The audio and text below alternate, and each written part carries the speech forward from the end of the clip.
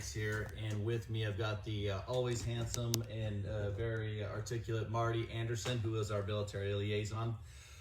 It's been a while, and I want to apologize. Obviously in December, the stars and the moon didn't line up. I had a medical procedure done in December, and then obviously holidays and so on and so forth. But definitely wanted to do a Mondays with the Mayor. I know, today is Friday, beautiful Friday. But obviously I didn't want to not address the citizens in January. So due to the holiday on Monday, hence here we are today.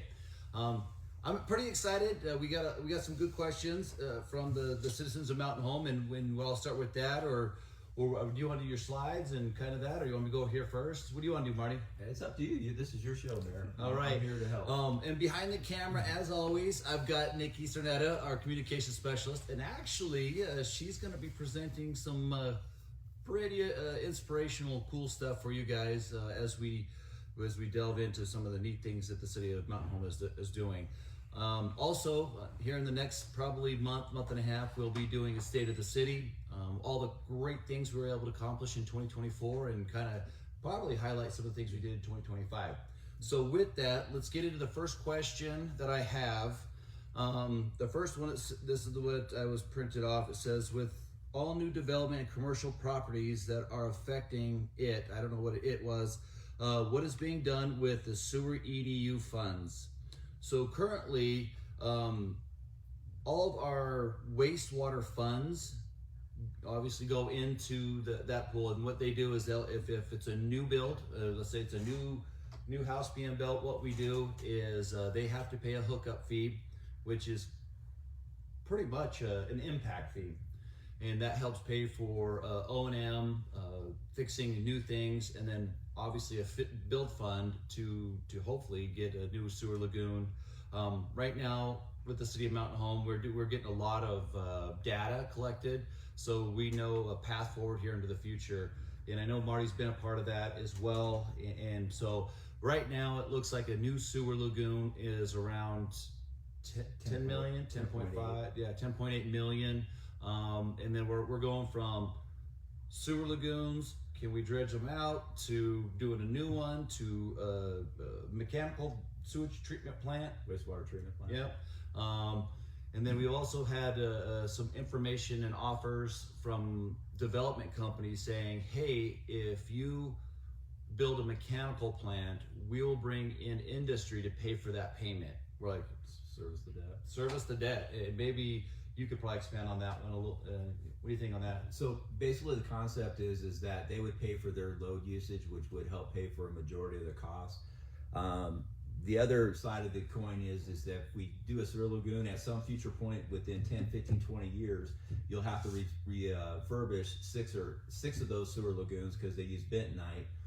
So if the cost to refurbish is the same as to build a new, so you're looking at approximately $9 to $10 million. Keller Associates is supposed to get an update cost on what it costs to refurbish those. So if you're looking at $60, $70 million over a 20-year period versus $90 or $100 million wastewater treatment plant, but then that brings in industry. So industry brings in corporate tax revenue, which helps offset your property tax, but also then with housing, so then that spreads out fees and stuff like that. So it helps maintain the cost when you're trying to compete against the inflation rate of what's going on in the economy. So it's a huge, complicated issue. So appreciate the challenge that the mayor and the council has in trying to figure a way forward that ensures long-term viability of Mountain Home, and then supporting Mountain Home Air Force Base. So, and I'll talk about all of that a little bit later.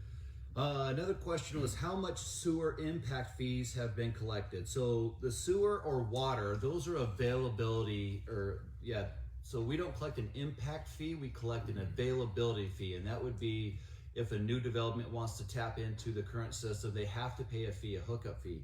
And so I think and don't quote me on this, I'm going off the cuff here, I think it's $2,400 or $2,450 to hook into the water, and $4,800 to hook into the sewer if you're a residential home. So those are kind of so we actually discussed that in the impact fee committee last week.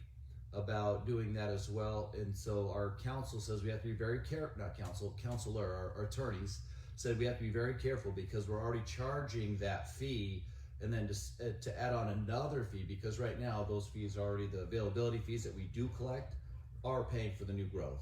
So that was a good question. Why should citizens of Mountain Home have their sewer bills increase when it's new development and new commercial properties causing this issue?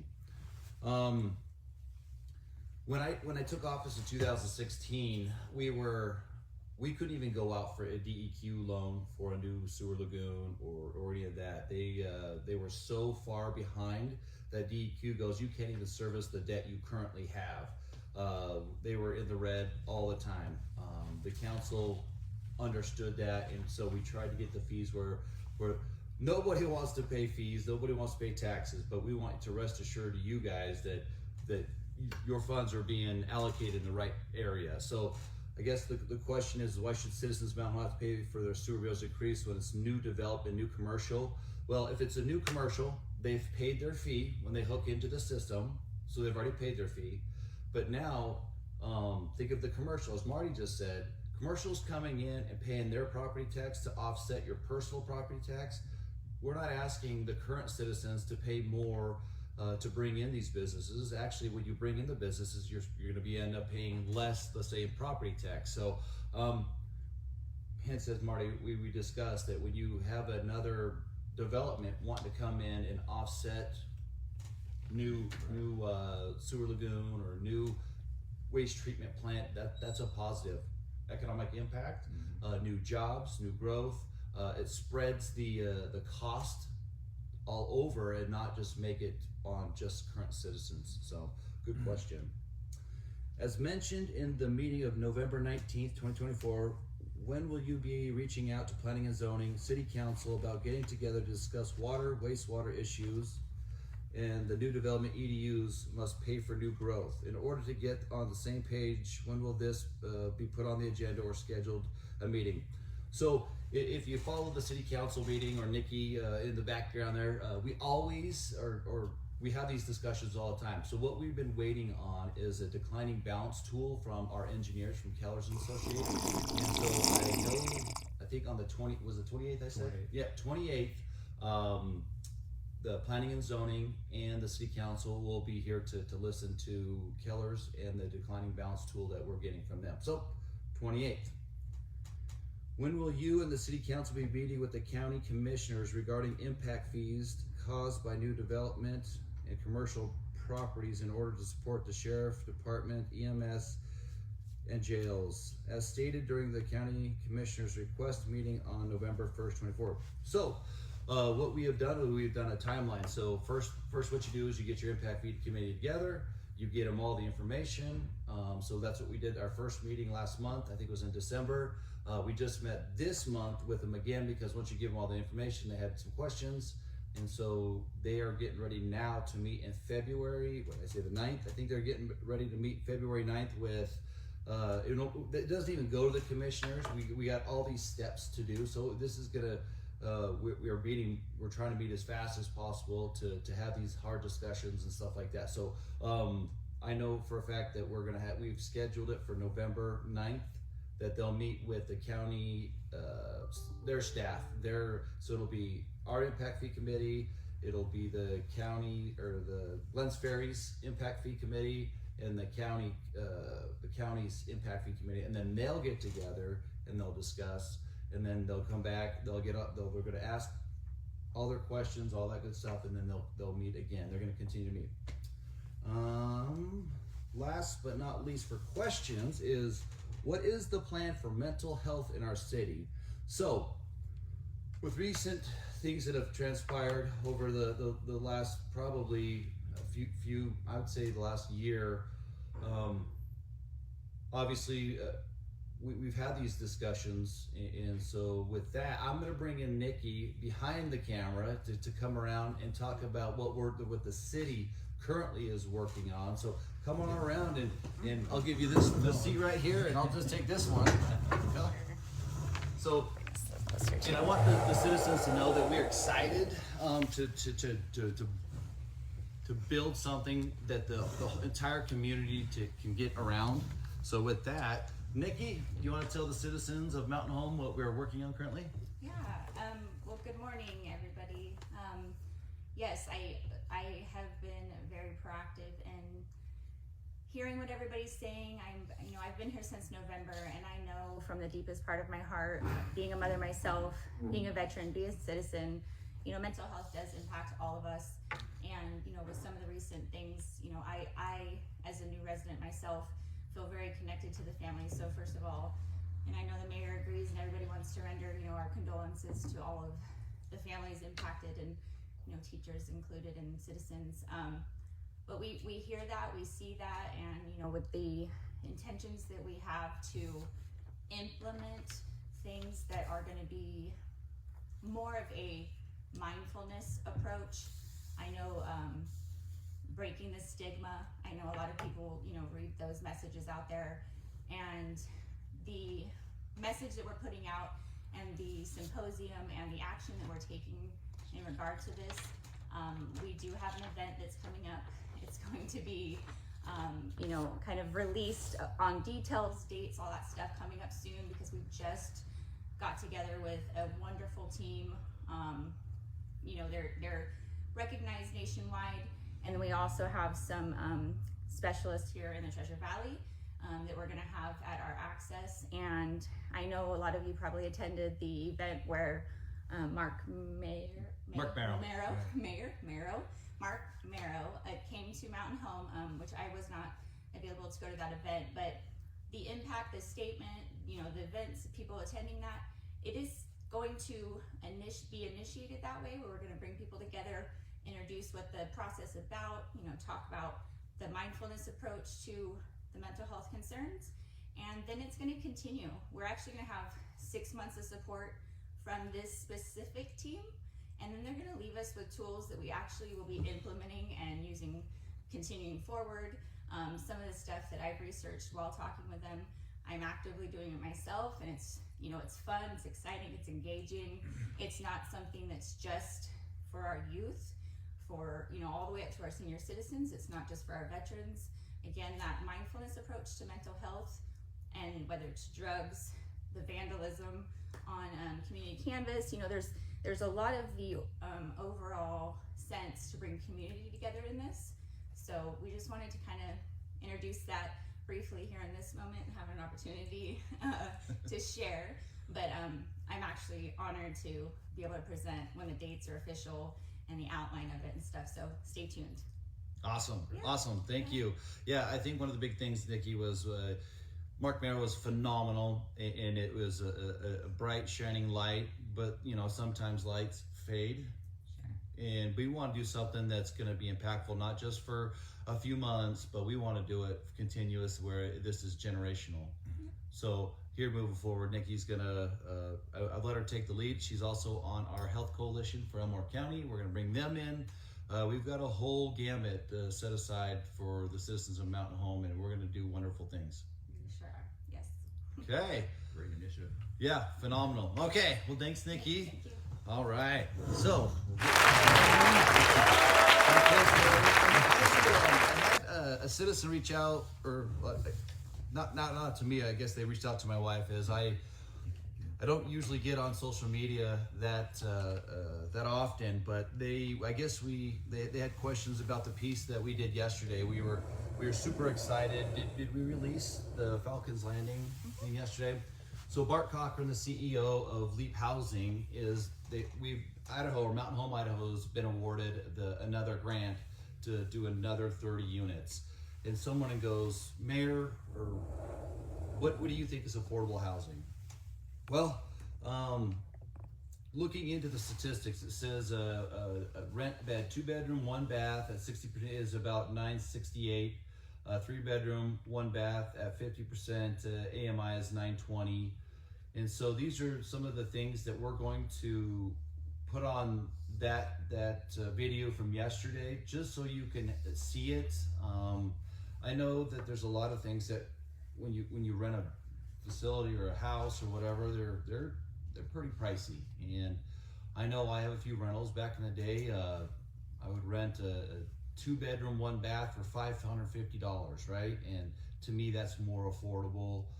Not, some people it's not. And so now today, that same rental with inflation, taxes, things of that nature, I think we rent it for $750. So those are kind of the things that we always talk about and go from there. But we will definitely be releasing all these housing. It's the housing company, and what we were able to do yesterday is meet with Bart and his team to do that groundbreaking. One, when you talk about affordable housing or workforce housing, what it really does is it helps the economy, it helps people have a safe space, it helps education, it helps somebody feel that they have a positive place to go. And Bart and his team have put together a phenomenal apartment complex for everybody. So with that, let me see here. Okay, wanted to give you an update on the pool. So remember we talked about the pool. The pool was supposed to be done December 31st. We went out and asked the Kathy Murray at Land and Water Conservation, can we get an extension so we can allow the Texas Aquatic team to go home and spend it with their for Christmas? And she was like, let me see. We were able to get that extension. Thank you, Tiffany. Thank you, Alexa. Ted Resume. I can't remember his last. Hopefully, I'm not butchering your last name, Ted. Resume. But the cool thing is this next week we're gonna do another follow-up update with the pool. Hopefully the mics are working. I always give Nikki a hard time about that, but we figured out that it was due to the connectivity issue, but we're gonna fix that. We are doing pressure tests this next week, just to make sure before we pour all the pool decking that we don't have any cracks, that it holds everything. We want to make sure that the kids didn't vandalize anything that we can see visually, but just yanking on a pipe or doing something when it's really, really cold out. That's why we're going and doing a repressurizing the whole system, the testing, because you don't want to pour all that concrete and then have to tear it back up because we found a big crack in that piping. So that'll be happening. And then the guys currently what they've been doing this week has been doing the French drains, getting all that ready to rock and roll. So we'll have more information next week on the results of those tests, and we hope to have them all good to go. That's right. Well, I'm not gonna do in closing. What we're gonna do is we're gonna do a little bit of Marty Anderson today. So with that, I think we got some stuff that you want to talk about, and we got some beautiful mountain home backdrop. So basically, thanks, Mayor. Appreciate the opportunity and talk with everybody. So, as a military liaison, my job is how do we ensure the long-term viability of Mountain Home Air Force Base? $800 million annual economic impact to this community, to our region, but to the state of Idaho. So 2024 has been a hectic but a great successful year for us. The first thing is obviously the construction of the Mountain Home Air Force Base water surface project, and that's a $100 million project where the state and the Department of the Air Force partnered up to construct a pump house and pipeline to Mountain Home Air Force Base. That portion of the state project is a $40 million construction project. And then Mountain Home Air Force Base, Department of Air Force is constructing a water treatment plant. That's about roughly a $60 million project. So the entire project should be done in October of 2026. And again, the whole intent of that is to ensure that Mountain Home Air Force Base has water for the foreseeable future, to ensure that Mountain Home Air Force Base is here for the next 30, 40, 50, 60 years. Another great opportunity, investment in our community. Congratulations to Mountain Home School District. They worked hard. They actually went out for a community project fund grant, which is to pay for the community's portion, the 20%, which is about $6.4 million to construct a new Stevenson Elementary School on Mountain Home Air Force Base. So what that program is called the Public Schools of Military Installation, where DoD pays 80% of the cost. The community has to pay 20%. Now, obviously, in our economic challenges and times in small rural community, coming up with $6.4 million was extremely difficult. So with a lot of advocacy and support, teamwork from our representatives, at the time was Representative Blanksma, Senator Schroeder, and Representative Matt Bundy, partnered with the grant letters of support through the Mountain Home School District, And so Congressman Simpson appropriated $6.4 million. So soon as the appropriations bill passed, hopefully here in April of this year, then that money will be coming in. We can actually get started on the construction of the school. And that's through the National Defense Authorization Act, right? So no, this is through the appropriations. This is through Congressman Simpson. Oh, This that's is right, yep. the appropriations. But the PSMI, the Public Schools and Military Installations, is an OLDCC, which is through the National Defense Authorization Act. That's where 80% of that funds come from. But that's a huge investment. Schools is a huge quality of life initiative that the Department of the Air Force and DoD now evaluates when it comes to mission growth, new mission, that sort of stuff. And so obviously with a new mission, that creates economic impact for our community. So that's why that one's huge. The last one is a big issue that took all year, but we've been talking about this. So the Department of the Air Force is looking at divesting of F-15Es with the 220 engines. What that means is they were trying to figure out how to save $2 billion annually by doing this in order to invest in new future platforms with the Sentinel, which is the new ICBM, the new B-21s mission set. So what that would do to us though is we would end up losing a squadron, the 389th would be divested, and we would lose those aircraft, we'd lose the manpower, which would have an economic impact. Before Christmas, there was Senator Bud from North Carolina, and the Senate Armed Services Committee wrote in the National Defense Authorization Act to actually stop that divestment from 2025 all the way to 2029. So that's a huge opportunity because we save that squadron, but ensures that we're a two combat coded squadron, which is great. And then we had a great meeting last week with the Air Combat Commander. We talked about the airspace, no encroachment. We talked about our training range. We talked about the community partnership, which is phenomenal. And then we also talked about the quality of life initiatives that we've been working on, everything from our housing to the schools. With the Mountain Home School District, they've set some great goals and making great progress to healthcare, childcare, and then again, we just talked about trying to bring industry, which creates jobs for spouses, military spouses, but specifically that has a positive impact for our community. So all these 5 initiatives that we're working with the Military Affairs Committee and the base trying to make great improvement has a positive impact on our community. So the philosophy that we've been striving for is a strong community, strong base, but a stronger base, stronger community. Because again, it's a reciprocal relationship, and so we just want to continue to keep that going. So these 3 initiatives are huge for ensuring that long-term partnership, economy to our community, and then also trying to ensure that we provide the base what they need, so that way they can go forth and accomplish their missions to ensure national security objectives are met. So great year. Look forward to seeing what we're going to continue to work on the next year. So with that, unless there's any questions, I'll turn it over to you, Mayor. So when we talk about all these quality lives, it's not just for the Air Force Base. Marty, what were you able to do for the schools in terms of grant funding from the DoD? So when the first DSIP's called Defense Communities Infrastructure Program grant, when that first came online, that was in 2020, schools were a priority. So I was able to work with the Mountain Home School District, James Gilbert. We were able to write a grant. So I wrote a grant for $427,000, and that was to redo the carpet, take out the carpet with asbestos that needed to be replaced, do some tiles that was needed in all of our schools, as well as paint interior. So it really improved the aesthetics of the interior of the school. And that was the first step in getting us funding to improve our schools. Yeah, and that's what is it? You have the statistical data says that if you have a nice place to learn, right, the environment, the better scoring. So you can.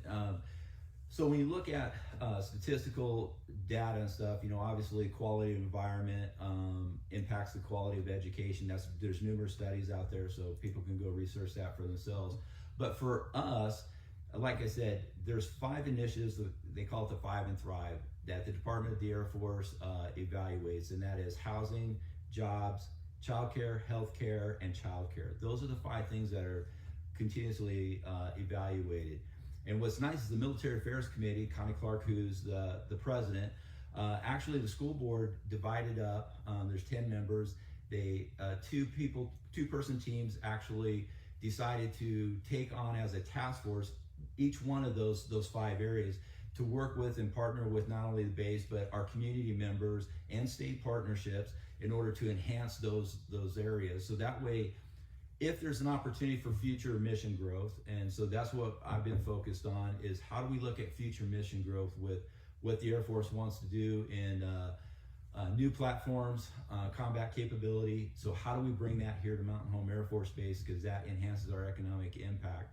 So we want to look at, if we're ever evaluated for those future missions, that we have those 5 categories are actually scoring very well, along with the mission, the airspace, the range. So we want to put ourselves in a great position, again, to ensure the long-term viability of Mountain Home Air Force Base. And for the citizens, what does the base bring in terms of economic impact to the state of Idaho or to Mountain Home, or, you know what I mean? Absolutely. So again, as I kind of mentioned earlier, we're talking about $800 million of annual economic impact. So what that means, according to the economic impact study by Boise State University, 2 PhD economists did our impact study. This was in 2020, if I remember the year right. They stated that if Mountain Home Air Force Base was to go away, that 52% of our community goes away. So because of Mountain Home Air Force Base, Elmore County's taxes that go to the state because of our community goes to the state of Idaho. So again, if you lose that base, you have a significant drop in communities that has a negative impact on housing market, Economics. Businesses, everything. Absolutely. Okay. All right. Well, thanks, Marty. What did you and Representative Bundy push through for spouse employment for the Air Force Base? So a couple of years ago, we had 2 initiatives, and the first one was military spouse license reciprocity. What that is so when a military member spouse from another state, they have their occupational professional license, they PCS here to the state of Idaho. What I testified for, and what Representative Bundy at the time helped advocate and push and testified for within the committees, is that if you have an occupational or professional license in another state, come here, you can fill out the application to have that license transferred to the state of Idaho. And so what this does is it helps the military family be able, for their spouse to be able to start employment right away. So when they fill out the application, the goal is to have that application processed within 15 days. Normally in the past few years, it would take 8 to 10 months, depending on what the license was. And then that delayed the opportunity for the spouse to be able to start employment, family economics. So we advocated for that pretty hard, and we got that passed. And then there was an update to that in 2022, which made it almost like a universal. So this applies to almost anybody that moves in from another state but has a professional occupational license, because that way they're able to start a job, which then has positive impact for the communities to be able to start work and be productive citizens. So great. The other initiative that we were able to get passed was the military spouse unemployment benefit. This was in 2023 legislation that was passed that took effect in July. And what this is, so when a military member, their spouse is working, they're here 3, 4, 5 years, and then the military member gets orders to move to another state. It's not their choice. Department of the Air Force says you're moving. But because of that in there, so again, anything that we can do that shows that we're military friendly, we're looking out for the welfare of our military community, also enhances that opportunity for new mission growth, and again, to sustain that economic impact. Awesome. Good information. Just wanted to let the citizens know what Marty's been up to for a little bit here. In closing, everybody, I wanted to let everybody know if I'm gonna say this. I've got one of my favorite neighbors, Linda Palmer Lee. She's like 2 houses down from me, 3 houses down from me. She'll be the keynote speaker on Saturday. If you guys you want to come to the Martin Luther King breakfast, it'll be at the Elks Lodge. I think it starts around 8 o'clock. The doors open at 8. Breakfast is at 9. But to listen to Dr. Linda Pomerly from A Love Abiding Christian Church, the lady's super amazing. I love you too, Daniel, if you're watching this. But you know, your wife's my favorite. She's a sweetheart, and so if you want to come, we'd love to see you there. And this Saturday at the Elks Lodge, doors open at 8. Breakfast is at 9. And then, last but not least, since I will probably not have one more of these in January, Chamber Installation Banquet. That's coming up next Saturday. You reach out to Sean Brazel out at the Chamber of Commerce. I guess it's the installation of all the new chamber officers. They'd love to have you there. If you want to sponsor a table, reach out to Sean. If you want to not sponsor a table, but you do want to go, just reach out to Sean again. Sean Brazel down at the Chamber. It's a really, really good time. It's a great community event. It's fun. I think it's pretty cool. It's been going on for a really, really long time. This year they're doing something a little different. You can sponsor a table and then they will decorate it for you. Where in the past years, everybody would you'd sponsor a table, you decorate it, and then at the end of the night you're tearing it down. So this year I think it's more streamlined. I don't know, but this is at the Gala Event Center this year. It's a little different. We always, as long as I can remember, it's always been at the Elks, but they're trying something new, trying something different. But it definitely want you to come out and support the Mountain Home Chamber of Commerce. They do good work. They continuously try to support our businesses. So, anything else, Marty? No. Nick, you got anything for me? No, sir. All righty. Hey, citizens of Mountain Home, I want you to know that you're never a detriment to our day for the city of Mountain Home, but you're the very reason for our day. And we truly mean that. And I know I always harp on that, but I want you to know that all your department heads at the city, all the city staff, they continue to crush it each and every day. There's going to be a lot more information coming out in 2025. Obviously, we're going to do the state of the city for what happened in 24, but then some of the things that we're going to be touching on in 2025. We'll probably next Mondays with the mayor. We'll have some final numbers for Railroad Park. I'm getting on my knees and asking God for those numbers so we can get that project started. I know we wanted to start that probably about 6 or 8 months ago, but know that that's still at the forefront of the city's mind and Urban Renewal Agency for the downtown. And those are the things where I would say, like, why can't Mountain Home have this, and this, and have the cool stuff too? Obviously, quality of life, security. We live in a safe town, and I can't thank our first responders enough. Whether that's EMS, extrication, sheriff, police, fire, all of them, search and rescue, dispatch. We thank you for what you do, and what you do matters. So, in closing, thank you guys. Mayor Sykes out, and have a phenomenal rest of your weekend, and see you next week.